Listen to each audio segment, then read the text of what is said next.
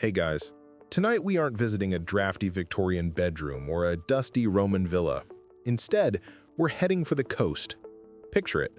The air is warm, thick with the smell of salt and coconut oil, and the sun is just beginning to dip below the horizon, painting the sky in shades of bruised purple and hazy orange. You're standing on cool sand, watching the silhouette of a figure standing on the water, sliding effortlessly toward the shore. Tonight, we're drifting back to see just how Hawaiian surfing traditions first captivated 1920s California. And let's be clear, if you were transported back to this era, you probably wouldn't survive the transition. You'd be baffled by the 16-foot, 150-pound solid redwood planks they called surfboards. Your modern sensibilities, used to lightweight foam, would find the idea of lugging that waterlogged beast back up the beach, well, let's just say your vacation would be over pretty quickly. So before you get comfortable, take a moment to like the video and subscribe, but only if you genuinely enjoy what I do here. It's always nice to see friendly faces drift back. And while you're at it, post your location and local time in the comments. It's fascinating to see where everyone is tuning in from as the world settles in for the night. Now dim the lights, maybe turn on a fan for that soft background hum, and let's ease into tonight's journey together. Our story doesn't begin with a Model T parked on the Pacific Coast Highway. No, we have to drift much further back and much further west, across the vast, deep blue of the Pacific. You're in ancient Hawaii, long before Western contact. The air is pristine. The only sounds are the crash of the waves, the rustle of palms, and the distant call of tropical birds. Here, riding the waves isn't a hobby. It's not a sport. It is he'e Nalu, wave sliding, and it is a deeply spiritual, social, and political act. You watch from the shore as the ali, the nobility, prepare. This is their domain. For the highest chiefs, surfing wasn't just leisure, it was a demonstration of mana, their spiritual power and authority. To conquer a massive, churning wave was to show mastery over the raw power of the ocean, a power intrinsically linked to the gods. You, as a commoner, a maka'ainana, might be allowed to ride the smaller waves near the shore on a simple papaliali, a small board, but the great breaks, the ones that peel perfectly for hundreds of yards, those are reserved. To even let your shadow fall upon the chief's board would be a grave offense, a breaking of kapu, the sacred taboo. And the boards themselves, they are living things. A master surfer wouldn't just grab a plank of wood. They would consult a kahuna, a priest, and master craftsman. Together they would journey into the mountains to select the perfect tree, usually a giant koa, or perhaps a lighter willy-willy. Rituals were essential. Prayers were offered to the gods of the forest, thanking the tree for its life. The kahuna would oversee the shaping, using specialized stone adzes, and the final board, perhaps an olo, a massive 18 to 24-foot board reserved only for the highest chiefs, would be polished with shark skin and baptized in the ocean. Historians still argue whether the kapu system was as rigid as later accounts claimed, or if there was more flexibility in daily practice, but the spiritual weight of the act is undisputed. This wasn't about getting stoked. It was about communion. It was about proving your worthiness to the gods, to your people, and to the sea itself. You'd watch the ali paddle out, chanting to call the perfect wave, and as they stood, gliding across the water like gods themselves, you'd understand this was a culture defined by the ocean. And it is this profound, ancient mana that will eventually, decades later, wash up on a very different shore. That profound, ancient mana, it lies dormant for a time. Back in Hawaii, the arrival of Western missionaries in the 1820s has a chilling effect. They view Nalu as a frivolous, decadent, and near-naked distraction from work and worship. The practice fades, driven underground, surviving only in quiet, defiant pockets. The great Olo boards we just imagined, those 24-foot giants, they are mostly gone. But the spirit of the ocean doesn't just disappear. It waits, and then it finds a new shore. You are no longer in ancient Polynesia. The air is different. It's 1907, and you're standing on the sand at Huntington Beach, California. This isn't the crowded surf city of today. It's a brand new coastal development, barely a town. A few wooden buildings, a concrete pier, and a whole lot of empty sand. Why are you here? You've been drawn by a spectacle, a publicity stunt. A railroad magnate named Henry Huntington, the man behind the new Redondo Los Angeles Railway, wants to sell real estate. He wants people to ride his big red cars from dusty inland Los Angeles all the way to the coast. And to do that, he needs an attraction. He's imported one. His name is George Freeth. He's a young man of mixed Irish and native Hawaiian heritage, a kama'aina. He is, for all intents and purposes, the living embodiment of that dormant wave-riding spirit. You watch with the small, curious crowd. You're probably wearing a bathing costume that looks more like a set of wool pajamas, heavy and scratchy. You see Freeth paddle out on his board. It's not a 24-foot Olo, but is still a monster by our standards, an 8-foot-long solid plank of redwood. It probably weighs 75 pounds dry, and double that when waterlogged. He paddles past the small breakers, turns and waits. The crowd on the pier murmurs. What is he doing? Is this some kind of boat? A wave approaches. He paddles, matching its speed, and then, in one fluid motion, he's on his feet. He stands up and angles the board, gliding toward the shore. A collective gasp. You've never seen anything like it. It's impossible. It defies logic. The newspapers covering the event are equally stunned. They scramble for a headline, finally settling on one that sticks. They call him the man who walked on water. Historians still argue over the true origins of California surfing, whether Freeth was truly the first or just the first to be widely publicized. There were likely others, perhaps sailors who had seen it in the islands, trying it out in secret. But it doesn't matter. Freeth's demonstration is the spark. It's the mainstream event that puts Nalu firmly on Californian soil. He doesn't just perform and leave. Huntington makes him the first official lifeguard for the new Redondo Beach plunge. Freeth becomes a local legend, a waterman in the truest Hawaiian sense, teaching swimming, diving, and yes, surfing. He is planting the seeds, but the seeds need a different kind of sunshine to truly, fully bloom across the coast. Those seeds George Freeth planted, they're sitting there in the sandy soil of Southern California, waiting. Freeth was the technician, the man who walked on water, a marvel. But a marvel isn't always an invitation. It's often just a spectacle. To make those seeds sprout, you need something else. You need warmth. You need charisma.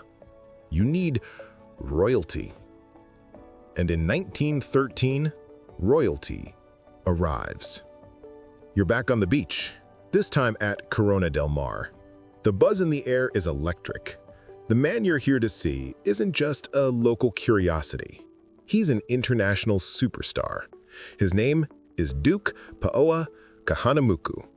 And yes, Duke is his given name, not a title, though he carries himself with more grace than any European noble you've ever read about. Just a year earlier, in 1912, this full-blooded Hawaiian stood on the podium at the Stockholm Olympics, a gold medal around his neck for the 100-meter freestyle. He didn't just win, he shattered the world record, swimming with a powerful, relaxed, 6-beat kick that baffled sports analysts. He is, in short, the most famous swimmer on Earth. And now, he's here, on your beach, to give a swimming and surfing exhibition. He emerges, and the crowd collectively holds its breath. He is tall, powerful, with a smile that seems to radiate genuine warmth, the personification of aloha, a word most people here don't even know yet. He doesn't carry Freeth's 8-foot board. No, Duke has shipped his own board from Waikiki. It's a 10-foot plank of solid koa, weighing well over 100 pounds. You watch as he paddles out, not with the grim determination of a man performing a stunt, but with an effortless, joyful grace. He turns, spots a swell, and the magic happens all over again, but differently. He doesn't just stand, he performs. He glides. He turns his body, travels the length of the board, steers the massive plank with a casual foot. At one point, just to delight the crowd, he allegedly rides a wave standing on his head. Or perhaps he takes a local girl, a tandem ride, holding her on his shoulders as they slide into shore. You're not just impressed, you're charmed. This isn't the serious, almost dangerous feat Freeth demonstrated. This looks like fun. This is the true spark. Historians still argue whether George Freeth started California surfing or if Duke Kahanamoku created it. Freeth was the publicist. Duke was the evangelist. He didn't just show that it could be done. He showed why it should be done. He presented surfing not as a sport, but as a lifestyle, a connection to the ocean, a dance. He was, as one reporter would later write, a human fish and a bronze god. As you stand there, a teenager in the crowd, you're not thinking about the physics. You're thinking, I want to do that. You're looking at this man from a far-off paradise, and you are captivated by the dream he's selling. It's the dream of an endless summer, of freedom, of a life tied to the rhythm of the waves. The roaring 20s are just around the corner, an era defined by a restless search for new freedoms and thrills. And Duke just handed you the perfect one. Now, all you need is a board and a beach to call your own. And so, you do want to do that. You and 100 other young men and a few daring young women are completely captivated. The 1920s are kicking into high gear. You've got jazz, you've got flappers, you've got this restless, rebellious energy. The old stuffy Victorian ways are being thrown out like last week's newspapers. You want sun, you want air, you want freedom. And the beach is your new cathedral. But there's a problem. A very large, very heavy problem. Your surfboard. You've managed to get one. Maybe you bought it from one of the first lifeguard crews, or maybe you and your father tried to make one in the garage, following plans from a magazine. It is a monster. Forget that 100-pound koa board Duke had. You've likely got a solid plank of California redwood. It's 12 feet long and weighs, when dry, about 130 pounds.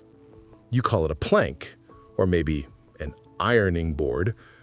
You drag this coffin lid down the sand, a feat of strength in itself. Paddling it out through the surf isn't about grace. It's a bare-knuckle brawl with the ocean. Your arms burn, your shoulders ache. You finally get past the breakers and sit up, exhausted, just in time to see a wave. You turn this barge, and it is a barge, and paddle with all your might. You catch the wave. You feel the rumble. You stand up, and for a glorious 5 seconds, you are a god. You're Duke. You're Freeth. And then the wave shifts. The board's flat bottom and straight rails catch an edge, and you are catapulted into the foam, a tumble of limbs. The board, now thoroughly waterlogged and weighing closer to 160 pounds, washes into shore, narrowly missing a sunbather. This isn't just surfing. It's manual labor with occasional moments of terror. But you love it. You are addicted. And you're not alone. The shared struggle, this bizarre new devotion, needs a home. So you form a club. This is the new beach culture. You and your friends, you're members of the Palos Verdes Surf Club, one of the very first, established in the late 1920s. You have a clubhouse, a little shack near the water. You gather here not just to surf, but to be surfers. You huddle around a bonfire on the beach as the fog rolls in, the stars bright above. You pass around a thermos of hot coffee, maybe something stronger. You talk. You talk about the waves you caught, the ones you missed. You complain about your boards. You experiment, trying to shave a little weight here, reshape a rail there. This is where the culture is born. Historians still argue whether these first clubs were simply athletic fraternities, like a swim team, or if this was the true genesis of the surf lifestyle, that counterculture identity of freedom and rebellion. Looking around the fire, at the faces lit by the flames, it feels like both. You are pioneers. It's a small, tight-knit world. You all know each other, you know the breaks, you know the tides. But the dream is still bigger than the reality. The reality is that your equipment is holding you back. You can't turn, you can't maneuver, you're just aiming. For surfing to become what you all feel it could be, something fundamental has to change. You don't just need a new board, you need a new idea.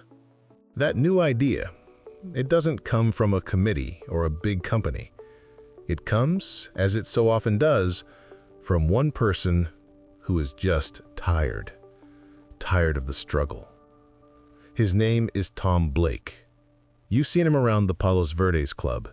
He's a quiet, thoughtful guy, a bit of a tinkerer. Like you, he's a waterman, deeply influenced by Duke Kahanamoku. And like you, he is profoundly frustrated by those redwood anchors. He's convinced there has to be a better way.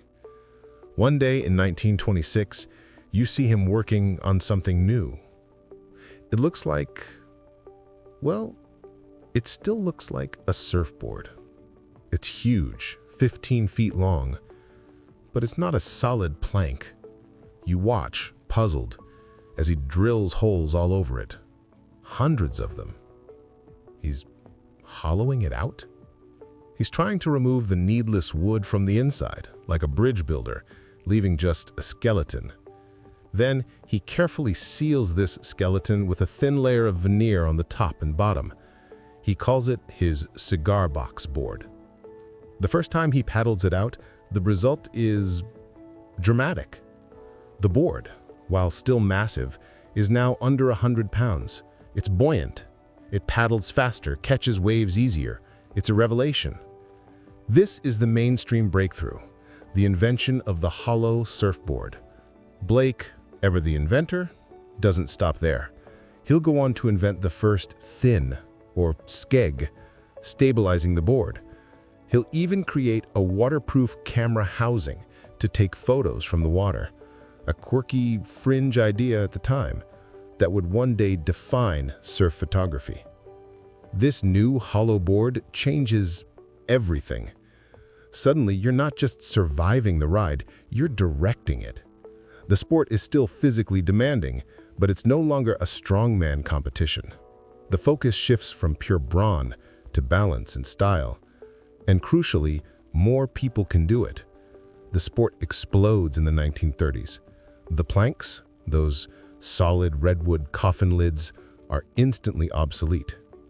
Historians still argue whether Tom Blake's hollow board was the true birth of modern surfing or if it was just the necessary bridge from the ancient Hawaiian olo to the foam boards that would come decades later. But as you stand on the beach, watching someone effortlessly carry their Blake board up the sand with one arm, you know that the game has changed forever. This is the moment the fascination becomes a fixture. The 1920s brought the spark, the idea of surfing, but the 1930s, thanks to this one invention, made it the practice. It becomes the California lifestyle. The image of the bronzed surfer, the hollow board propped in the sand, the beach bonfire. This is no longer just a visiting Hawaiian dream. It has been adopted, adapted, and woven into the very fabric of the coast.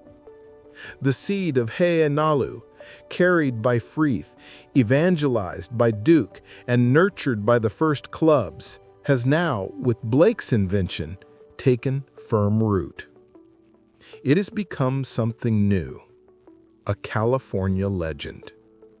And it's already waiting for the post-war boom that will send it surging across the entire planet. But that is a story for another night. For now, the story is over. The bonfire on the beach is burning low, just a soft red glow in the darkness. The last of the surfers have gone home, their hollow boards put away for the night. The air is cool now, and the only sound is the gentle, rhythmic shushing of the waves. The same sound you heard back in ancient Hawaii, the sound of the ocean breathing in and out. It's a lullaby that has connected people to the water for thousands of years. And tonight, it has connected you to this little piece of history. There's nothing left to figure out, nothing left to analyze. The story is told. You can let go of the images, let go of the names, Freeth and Duke and Blake. They can all fade, drifting away on the tide. All that matters is that feeling of peace, the sand, the salt, and the sleep that is finally settling in. Your breathing is slow and deep, matching the rhythm of those distant waves. There is only the darkness, the soft hum of the fan in your room, and the comfortable weight of your blankets. You are safe, you are cozy, and you are drifting.